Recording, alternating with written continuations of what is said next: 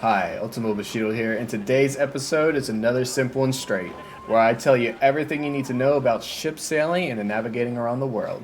Whenever you reach around level 30 or 40, you're going to get your first ship. Is going to be the Esquidit, which is an amazing jack of all trades ship. You can just upgrade this and you don't have to worry anything about anything else.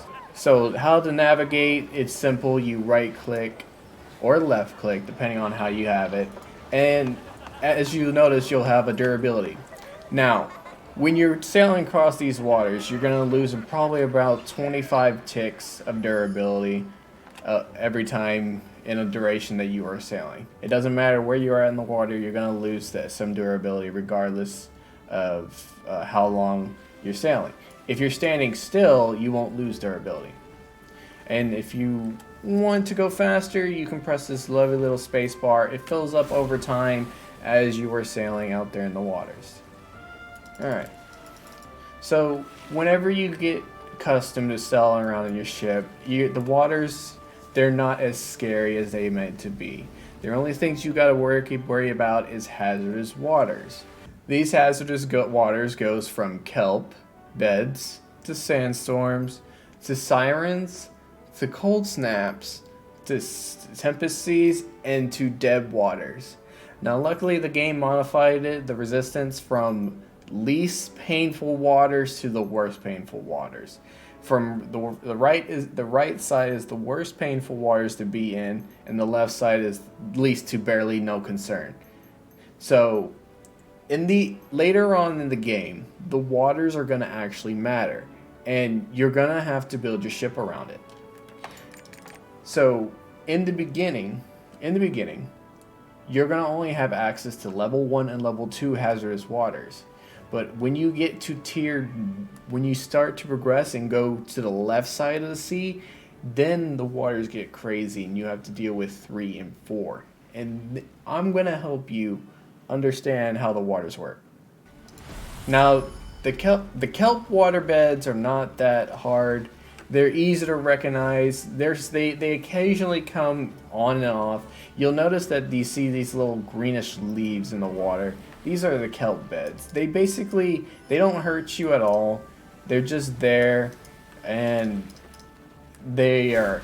what it actually does is just slow your ship down. And then if you build too much kelp, it slows your ship even more, but it doesn't damage your ship. So whenever you see kelp beds, don't worry about it. And this is the open ocean. Now, how to see on your map. When you look at your map, you'll notice these light blues. This is the open water. So that means no hazards, just open seas. Nothing you need to worry about. So you want to sail in these light blues as much as possible and avoid hazards. Okay? Alright. So I am now in the sand area. We are now in the sandstorm seas, and they are very hazardous to you in the very beginning. But I upgraded my ship, so I don't have to worry about it much. When you're in hazardous waters, you'll notice that you'll start having a hazard meter down here on the very bottom next to your spacebar. Once it fills up, the hazard effect will hit you depending on which zone you're in. So if you're in a sandstorm or in this hazard storm, it's gonna block your vision and just take more damage. Now, depending on your ship's resistance, it can reduce the time and reduce the buildup of the hazard meter. Alright, we are now in the siren waters, where we have mermaids trying to seduce your shipmates and make you, I don't know, drown to your death. Anyway, when you're in these hazardous waters, they're mostly surrounded by pink or purple, and you'll know if you're in the sirens. Sirens are basically, you don't have to worry about it. You're gonna lose 5 durability every 16 seconds, but hey, you're traveling through siren waters. And you can just listen to music. It's actually pretty lovely, but it's actually very dangerous for your ship to sail in. The only thing that's gonna happen when you hit the max hazardous is that you can't move for like a certain duration. That's it, and you lose a chunk. Alright. Now I lose ship durability and I can't move. So you're only going to lose ship durability for whatever it takes, 450, and you can't move for maybe like 2 to 4 seconds, and that's pretty much it. And you just sail away like nothing happens. All right, now welcome to the Cold Snap Seas. Cold Snaps, it's mostly located in the north, and it's very cold. Now, what Cold Snap does, it reduces your ship durability while sailing by additional 25, and you lose -3 by 15 alongside with your normal cruising speed of -25. This is the third hardest hitting hazard waters there is in the game. Now, you don't have to fret and be scared of the water unless you don't have the resistance for it. So what happens when you get this meter full? You're gonna get this frostbitten effect. Not only do you get hit with a negative 450 durability loss, you also are gonna get this frostbite that stacks, and you're losing sail mobility every time it ticks, and it will stay on you for at least 45 seconds. And if your hazard meter fills up faster than this stack going away, you're gonna get slower and slower until you die. Oh, I also forgot to mention Cold Snap looks like these colors right here. Pretty white. I thought you guys would know. Thought I'd let you guys know that. That's pretty much dead white here. Alright, welcome to Tempest Waters. This is the second hardest hitting waters there is on the map. And I'll show you that it looks like this. A little darker blue, and these are called Tempest Waters. Now what happens is, you'll lose -5 every 15, but you also lose the fast sailing. You'll lose some fast sailing gauge, which is your space bar over time.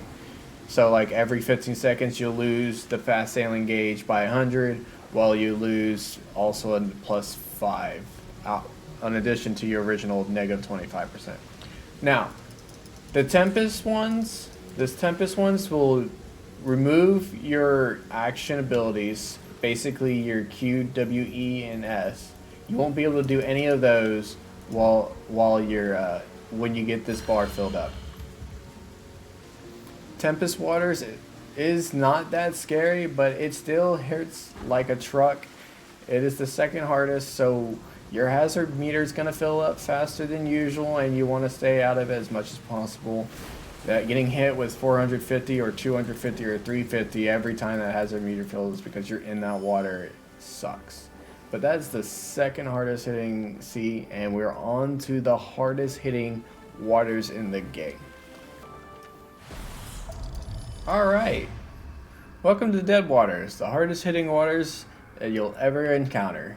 These are the reason why they hit hard is because they're controlled by the dead, the ghosts, the haunted, and basically your ship is slow while sailing through these waters, and it gets hit hard, and your crew member, it's basically a mix. It's a mix of all the hazards combined into one. That's what Dead Waters are. You're unable to use actions, you're not able to see, you're very slow.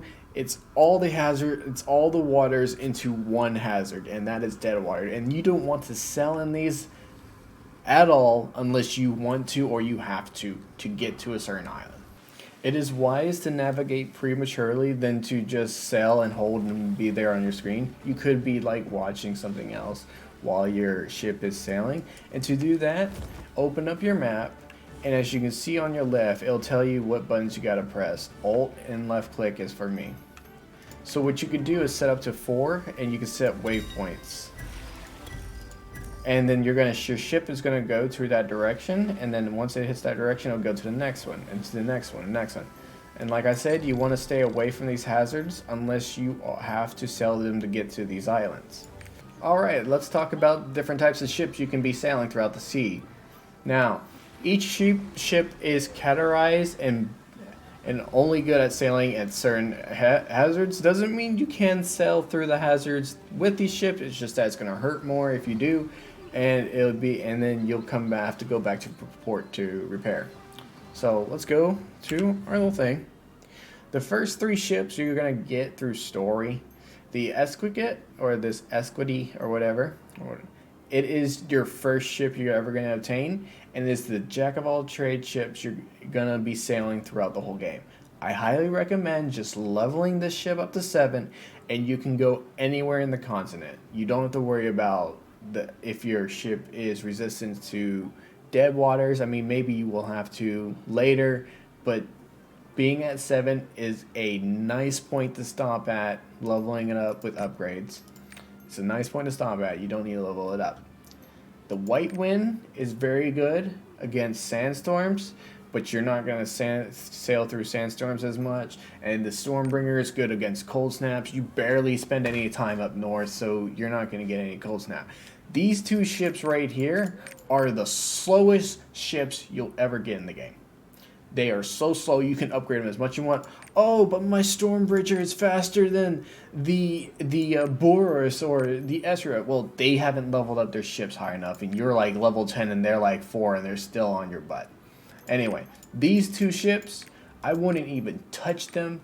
They look nice, they're cool, but I would just stick with the Esquidit. Just stick with the Esquidit, and you don't have to worry about anything. Just level up to 7, and then ease of mind, sail away. Now, the Iris is the second fastest ship in the game, and is resistant to kelp. So as I'm saying, the Iris, second fastest ship. If you can get it, that's good. Run it. But I would just stick with the Esquidit, or the Esqui. The Barris, the trading ship, it's good against the Siren Seas. You're not going to be sailing through Siren Seas as much. It's no big deal. The Triagon, I can get this ship, but I don't want it. It is resistant to this Tempest Storm. It is as slow as the first two. So the Triagon is slow as the first two, so you don't have, so I wouldn't get that.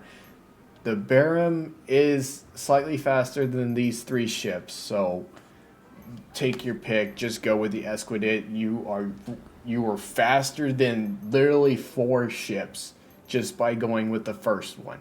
You only run this ghost ship, and you only when you're doing the events for ghost ships. Like, you only run this ship when you're going out to go ghost ship hunting. So after you get your Esquidit maxed out to 7 or get to 7, you want to work on the Astray ship.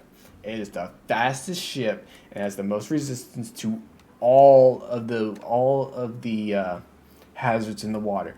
It's basically a step up from the Esquidit, and you're going straight to the Astray. Now I'm going to tell you how to get the Astray, and you need to work on this the moment you get to 50. The moment you get to 50, work on this. Just put this in your daily. Forget about it. When you get it, you're good.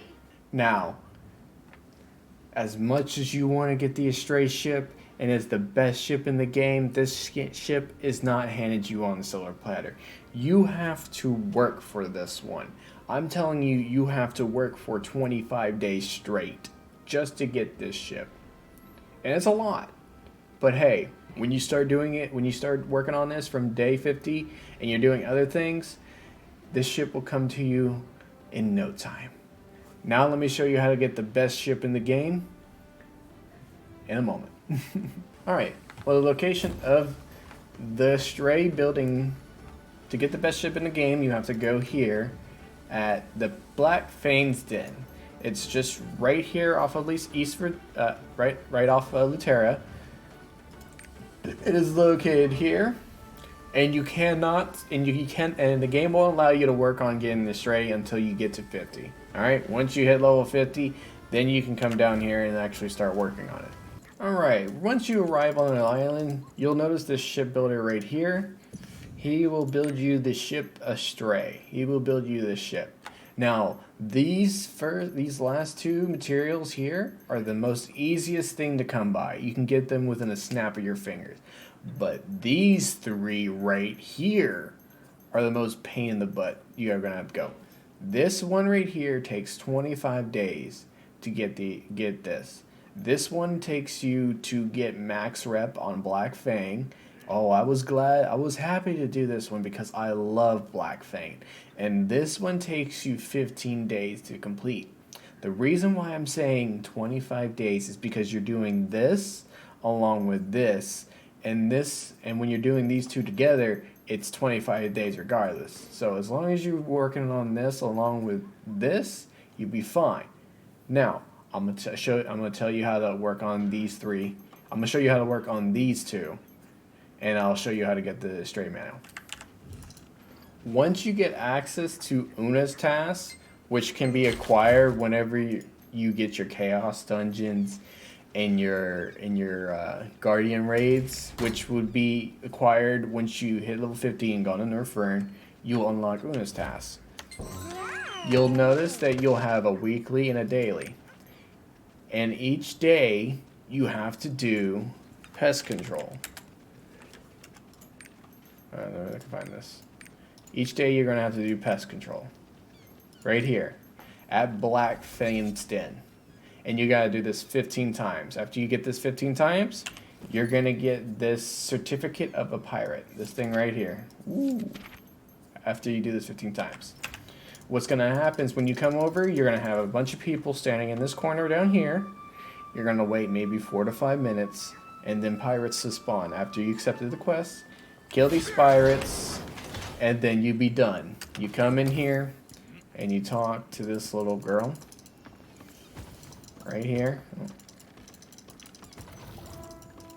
Talk to this little girl and she'll give you 10 rep.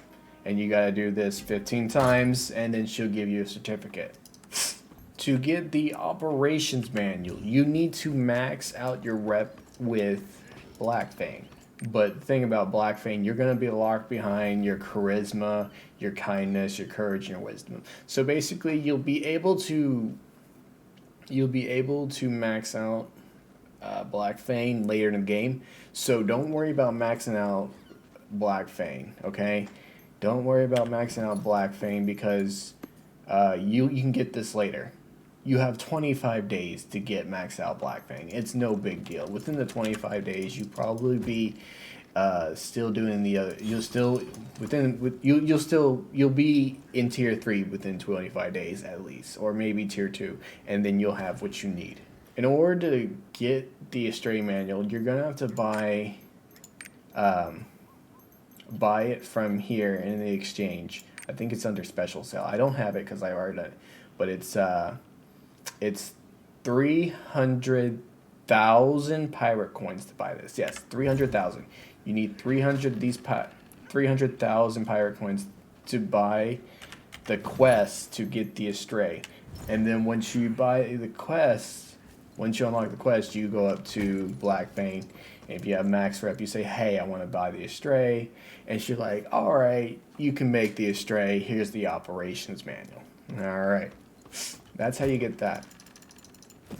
Now, to work on the 25-day one, the Astray construction blueprints, it is also another Una's task, which would be mostly to the back. It is, well, you can find it in the reputation all the way to back.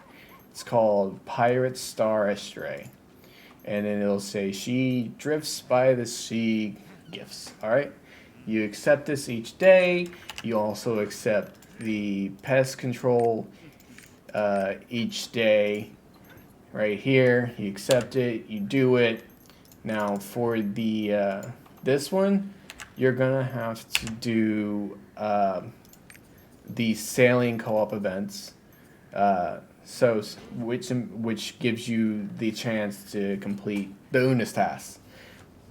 The Una's task needs you to pull out treasure from out of the waters at least 3 times, and then you'll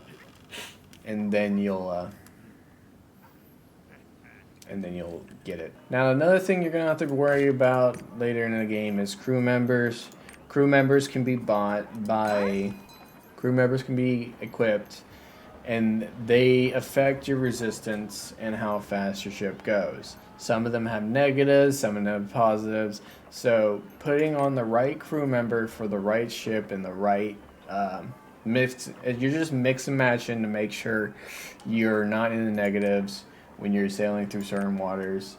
Just all I can say is if you're getting hit hard by sirens, maybe equip a person that is more resistant to sirens. Now, to find these crew members, They're mostly located at these ports all over the world. These spear hunting fishing guildmen, or these extra people right here, they will give you crew. And if you and it'll tell you which ship it goes on. These crew members go on White Wind, and White Wind's a sucky ass ship, so I don't buy them, so I save my coins.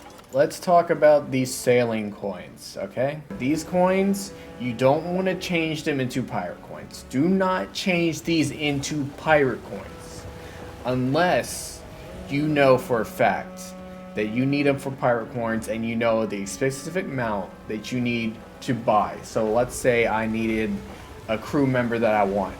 All right, I traded these entrance coins to get that crew member. That's fine. But do not just turn these into pirate coins just for the hell of it. Keep them the way they are. And sometimes there are vendors that say, oh, I want these coins specifically, not the pirate coins. Just get those coins and leave them there.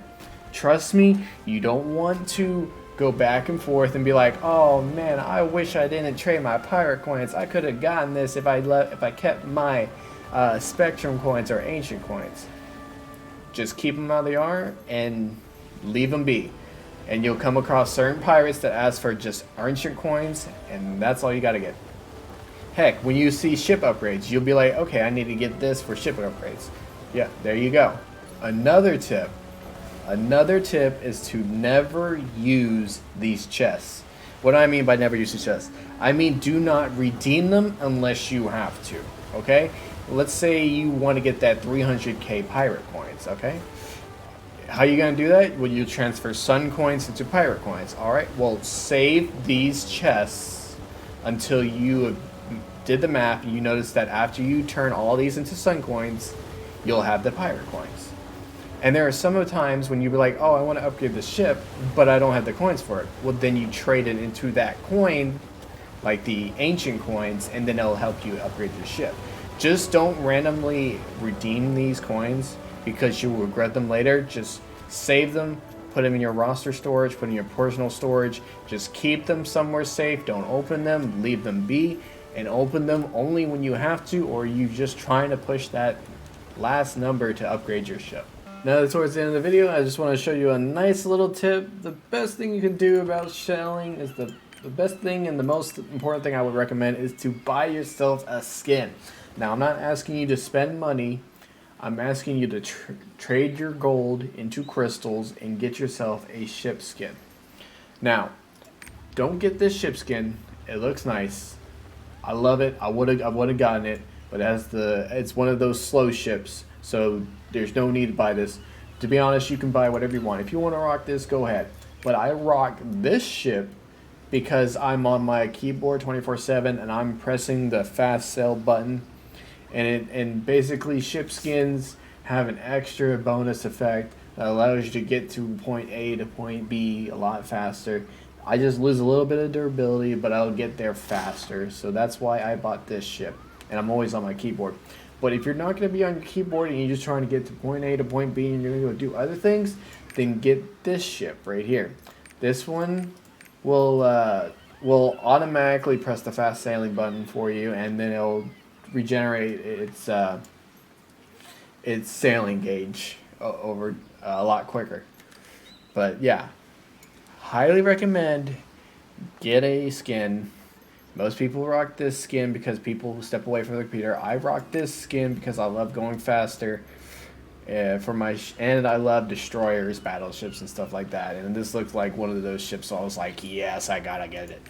Anyway, that's all it is to this video, and I am hopefully ask in the comments, I guess, and leave a link on the video. Let me know how you feel about this and if I should be posting more of tutorials like this or need to knows. Okay, all right, see you in the next one, and simple and straight.